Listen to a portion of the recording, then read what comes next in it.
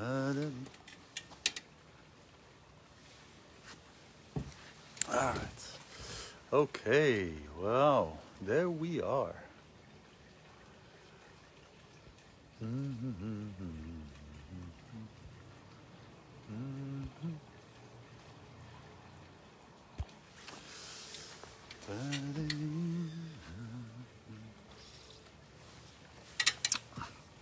Well, hello.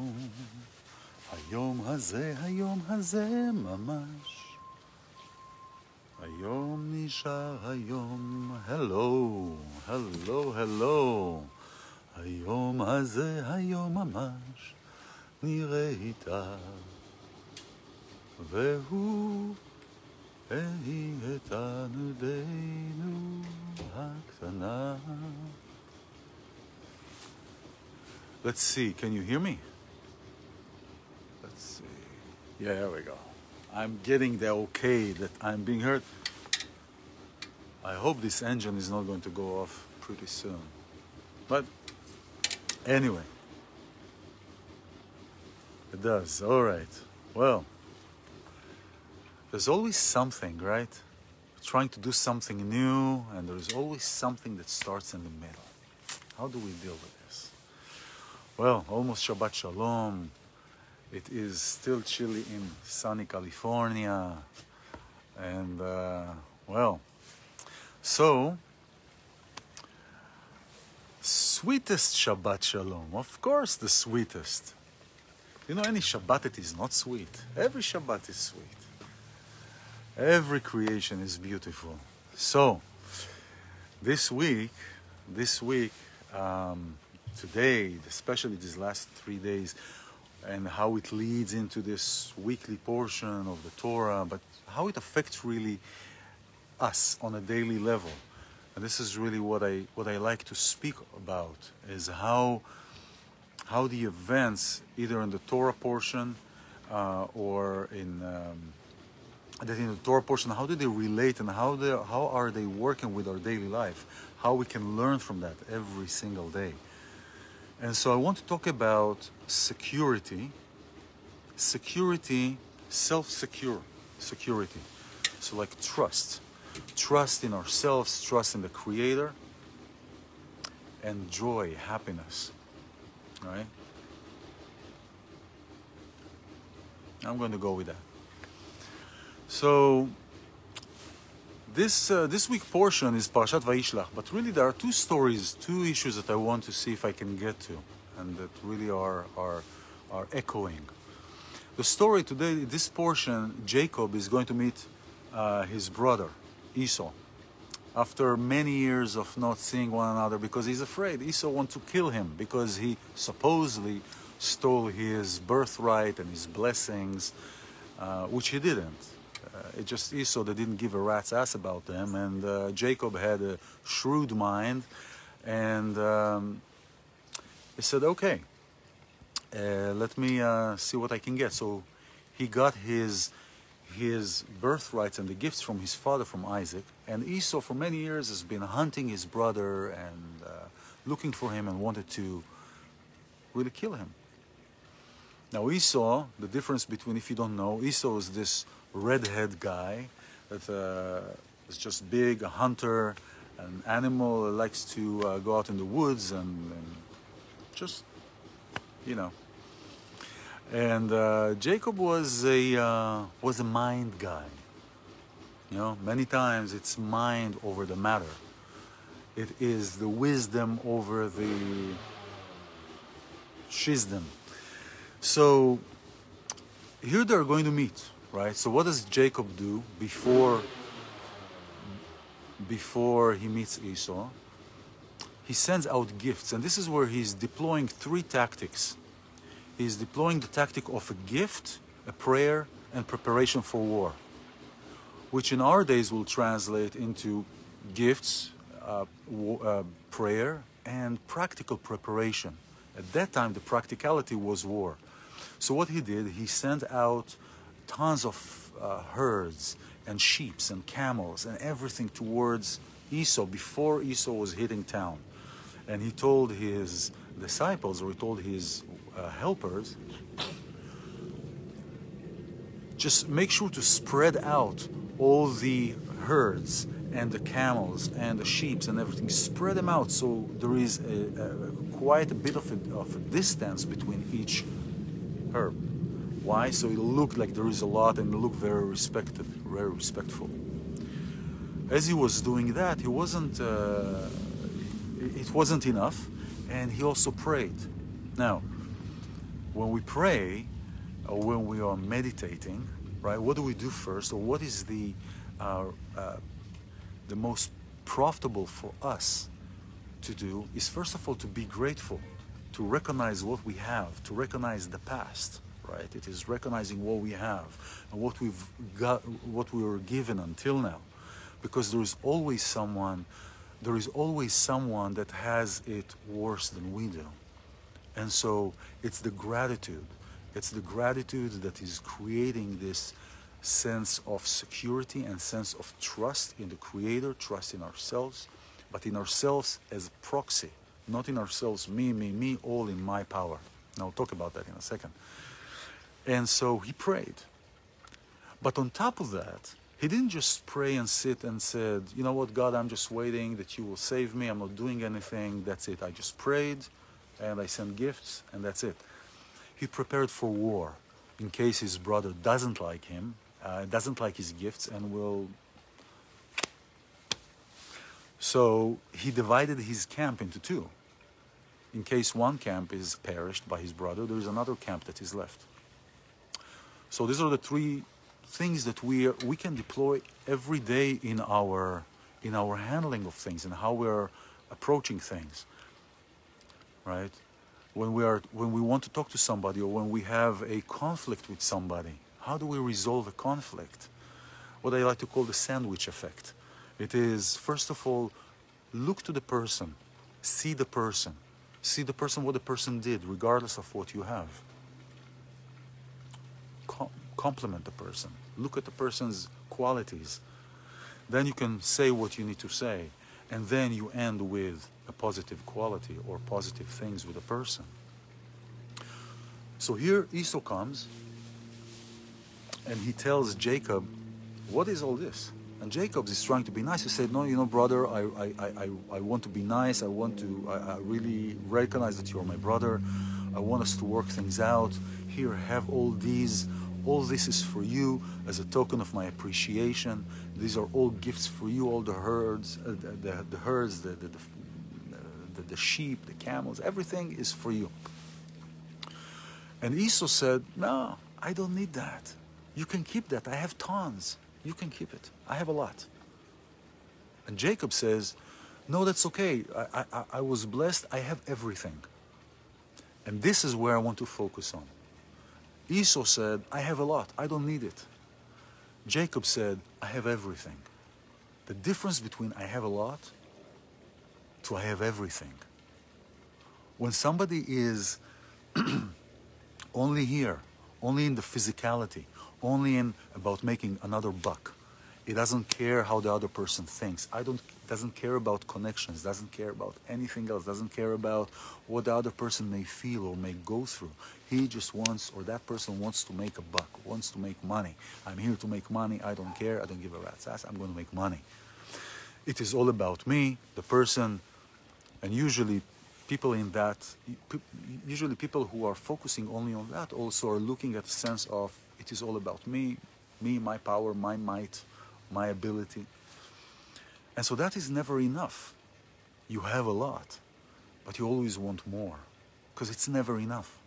It's like the story of this guy that had $1 million in his bank, but he was eating himself up because his neighbor had 4 million.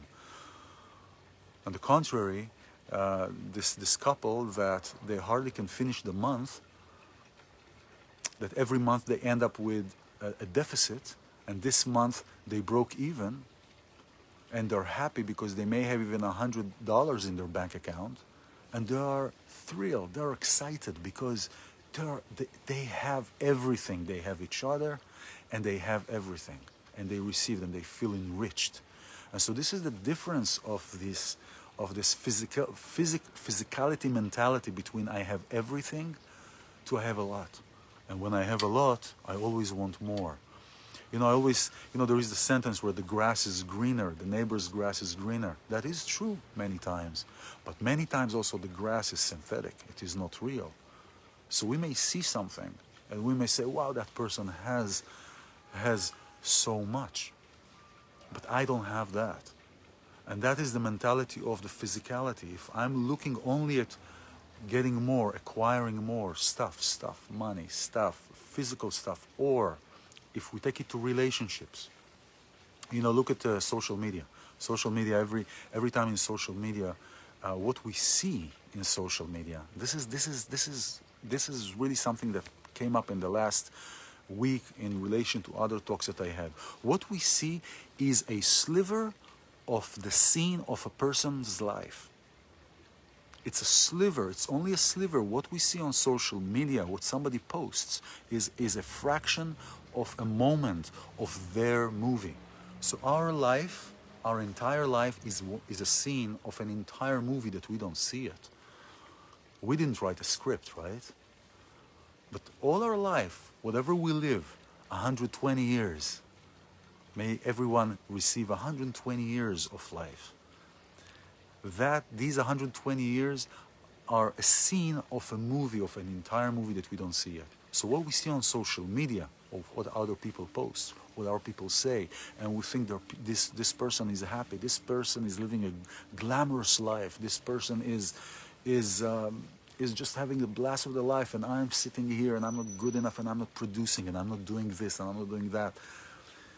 You are watching only a sliver of their scene of their movie. So in relationships, it's the same thing. Or if you're looking for a relationship, many times I would hear, personally, I would hear people that are saying, you know what, I can't find somebody because I'm not willing to compromise. I don't want to compromise because I want to meet this perfect person. The minute we start looking at a thing from a compromisatory level, is there such a word? Compromise level, that we are about to compromise, we're already at a loss. Because we're already telling ourselves that we're not going to be happy with that who we meet. So we meet somebody that has, let's say, 90% of what we like, of really what is good with us, what is good for us. Has everything. Except there are a couple of things that are really not working. What ends up happening, many things, and I see it with couples I work with, what is happening is that the focus becomes on that missing 10%, on that missing 20%. And that is the I have a lot, but I don't have enough. That is the comparison point where I could compare it to the story of Esau, of where I have much, but it's never enough. There is always more. Instead of looking at what do we have when we're, like what Jacob did, right?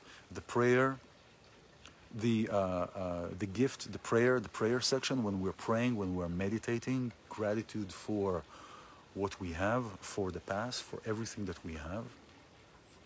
Here's a story that I want to tell you. This story, I think I mentioned it. I really love this story.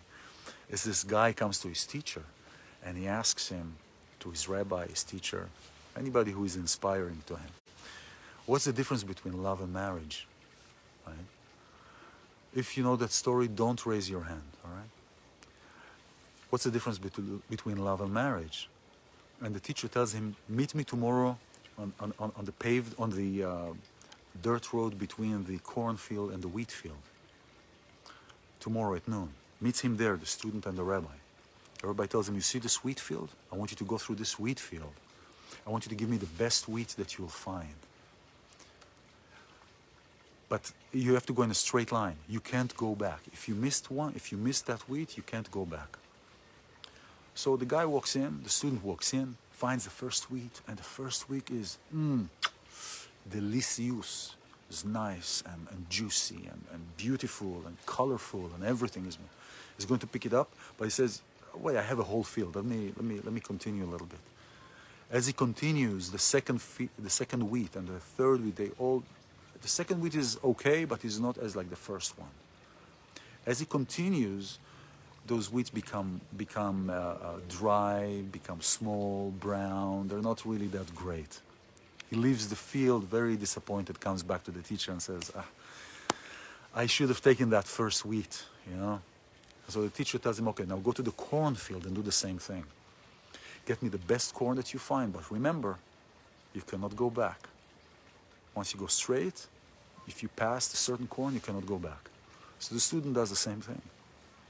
Comes to the first corn, and it's not glamorous, but it's very nice. It's nice, it's adequate, it's really nice. And he said, you know what, I have the entire field, let me continue. And then he remembered what happened.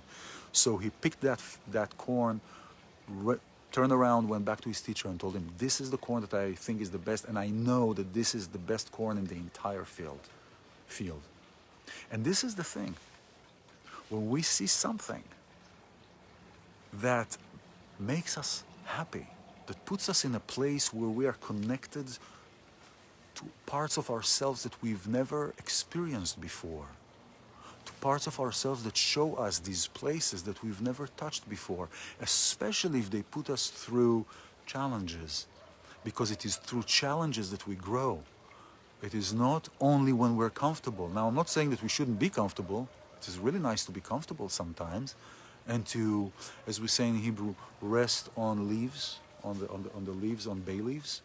You know, it's okay to do that. But when that hinders on our creativity, and when that hinders on the way that we look and we speak with people, when that hinders on our way to expand our consciousness, when that takes away from our kindness and puts us in a place of it's not enough, then we know that we're maybe too comfortable. And so this is how it is happening in relationships as well. Not just when we're looking for a relationship, when we are in a relationship and we have this great harmony, and then there is something that is not what we are conditioned many times, is not working right. And if we look at these things, that we think are not good for us, we will see that many of these things are conditioned, are preconditioned from our experiences, from the way that we've experienced relationships, from the way that we've experienced our childhood, and not everything that we want is good for us. Sometimes I may want something while I'm in a place of distress, while I'm in a place of negativity. So if I want something, does that mean that it's good for me? And if we pray all the time and we meditate and we ask, abracadabra, right? That's a program that I have, and this is my motto, abracadabra, create what you speak. Abracadabra is in Aramaic, if you didn't know, evra kedabra. I create as I speak. The words, especially certain words, Hebrew language, are channeling for divine energy. So speaking these words out of our mouth, hearing them back, that's the feminine. Speaking is the masculine. Hearing them back, intentionalizing, meditating, speaking this word, abracadabra, is creating a ripple effect, is creating an energy field around us. It is like a conductor. We're conductors. We're conductors on this earth. We're just like needle points on this earth. What we are creating, what we're starting from inside to start moving our wheels, it's emitting outside. So you would say, okay, well, I meditated, I prayed. Nada. I still don't have it. I still didn't get what I wanted, what I asked for. Not every time that we want something, that means that it is good for us. You know? If you have a kid, I know when my son was young, and probably everybody experienced the same thing, if my son wants to go there, I know that it's not good for him because there is a pothole over there. And he doesn't see that. He doesn't even know the concept of a pothole. But I know that if he goes to cross that section where there is the pothole, it's too wide for his feet to cross. He'll fall down. I know, because I can see that from here. I know the distances. But he doesn't know that. So he wants to go there. Does that mean that it's good for him? No, it's not good for him. And this is how we are in this in this life, in this situation.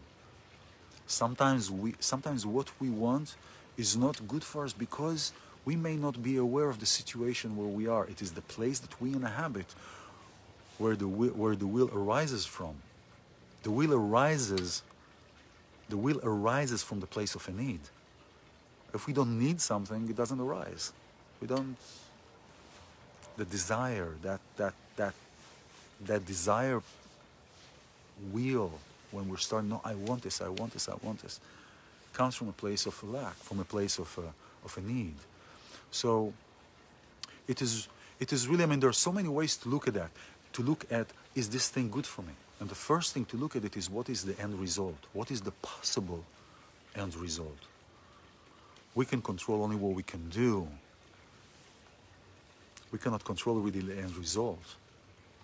So security or trust, being trusting in the process, trusting in our own process, not necessarily trusting it's me, it's my willpower, it's my might, it's because of me. Those are who are in those places. It can be very heavy. You know, if somebody thinks that it's their might, it's their power, they did everything is because of them, like them, I mean that physical body and everything that is in this enclosure, then the yoke of this world is very heavy. It's very heavy. So no wonder that there are disappointments, no wonder there are depressions, no wonder that there are, because we think really this is my might, and if I don't do that, you know, it's like they asked the centipede, dude, how can you walk with 1,000 legs and not fall? And he looked at his leg and said, he fell down, right? If we look at our own from a place of, exactly, Tamara. So be careful what you ask for, you may get it. Are you ready for it, right? When we say abracadabra, so sometimes we ask for something and we say, are we ready for that? Are we really ready for what we're asking for? Because abracadabra can create a lot of things. So when we're asking something, what place do we inhabit within ourselves? What places do we inhabit within ourselves that is creating this ripple effect? You know, I've been, you know, this is a little bit off topic here, but this just landed here on me, and this is the matter of trauma. You know, trauma is a very powerful existence, I call it. It's existence, because we are the encompassing or the ball to inhabit anything that we've experienced. And many times we do things out of traumatic events. We don't remember why we do things, but many times we do things out of traumatic events. We may feel that we are attracted to somebody because of a traumatic event, because of a traumatic event that we've experienced in the past.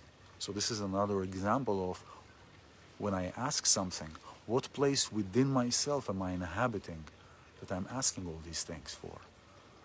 Am I really ready, like Tamara is saying, am I really ready for what I'm asking for? Do I really know the place I'm inhabiting before I'm asking what I'm asking? You know, it's an ongoing process. And so it's an ongoing process to discover the place I'm inhabiting. So joy, so happiness, security and happiness, when I'm in a place that I know that there is a God, a creator, that is orchestrating everything, and what will be already happened, right? I just don't see it. What will be, it's like the half glass empty, half glass full, or half full water bottle, or half empty. Is it half empty or half full? I would say it's always full. It's just half of it I see and half I don't yet. You know? It is the same thing with our journey, with our life, with our every moment that we inhabit. If you are on your way to my house, I live in the 18th floor building, 18-story building, okay? I'm living on an 18-story building, and I see about, I see 10 blocks down because I'm living high. And you are 10 blocks away. And you're telling me, Ilan, you know, I'm going to be in your house in 10 minutes. Because usually it'll take 10 minutes to get to my place from 10 blocks away. Because it's a green, kind of a green light across. And I look down and I see that they closed the entire 2 blocks around me because they're doing construction. And I'm telling you, I don't think so. I think it'll be probably like half an hour. Why? Because I know that you will have to make this, the turn around the 2 blocks. But you don't see it yet because you're not here yet. So does that mean it didn't happen? It happened. You just don't see it yet. And this is where we are. We just don't see things yet. And that's why trusting our process and trusting that everything that happens for us, not to us, for us, as positive or as negative as we may think it is, everything is happening for us, for the growth of our own journey, for the growth of our own spiritual place, for the growth of our own soul within our journey. Everything is happening for us. So when we understand that and when we inhabit that place of understanding that everything is for our journey, then all we have left to do is be happy, right? Because everything here is for us. So yeah, so this is this is it. This is what I wanted to share with you before Shabbat. It is 2 minutes before Shabbat, or a few minutes before Shabbat. And Sunday, for you who are joining now, I've started a new podcast with Penelope Jean Hayes. She's a great author. She's a virolonologist. She has a Viral Energy Institute. And we started a new podcast called Spiritual Yada, where we are yada-yadaing about everything through a spiritual lens. So we look at our places in our lives, and we are talking about every word from a spiritual lens. Ah, wow, that's wonderful. Wow, what a question, Julie. Do you think it's harder to achieve happiness than unhappiness? Well, unhappiness comes from happiness, right?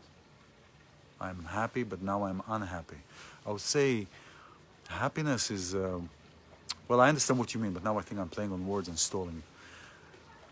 It's, I think we're conditioned because of the place that we're coming from. Because if we look at the indigenous tribes, if we look at the indigenous people, they're happy. If you look at a child is happy because a child comes from a place of wonder. And I talked about this in the last couple of talks. If we look at the child is happy. It is those constraints and those circumstances and this places that we are negatively drawn to that are creating this quote-unquote unhappy place. And actually it takes more energy to be unhappy. It takes more energy to be unhappy than just to be and to experience everything in a place, from a place of wonder, and to be in a place of joy. Because it is. I can talk from personal experience, I can talk from collective experience of the collective that I know, and other collectiveness. It is a place of inhabiting, and it is really shedding the layers that is revealing the light. It is not adding something. It is not adding something to get something. You know, many people would think that, oh, I need to buy this to be happy. I need to get this to be happy. No, I have to wait that I will feel this in order to be happy. No, it's the other way around. It's I'm peeling a layer, taking a layer and a layer off and a layer off and other layers. So peeling all that we accumulated over these years, you know, all these heavy bags that we are carrying with us, you know. the rock that we're carrying with us. So it is really shedding, and it is the place of wonder. Wow, what's happening when what would happen if I go there? Oh, I don't know. Let me go. Let me check it out. So go check out your wonder places, and check out your wonderful inhabiting places and your wonderful experiences, because you are light. And with that light in mind, we'll be Shabbat Shaloming you. Thank you for being here. Thank you, Sarah. Have a wonderful Shabbat. And thank you, Julie. Thank you, Tamara. And Hilly. And oh, hello, Hilly. And again, Tamara. Everybody. And Moshe and Dikla. Have a wonderful Shabbat. And so Sunday, 3 p.m., Spiritual Yada. 3 p.m. Pacific time. YouTube channel, Facebook, Spiritual Yada. Have a wonderful Shabbat. Bye-bye.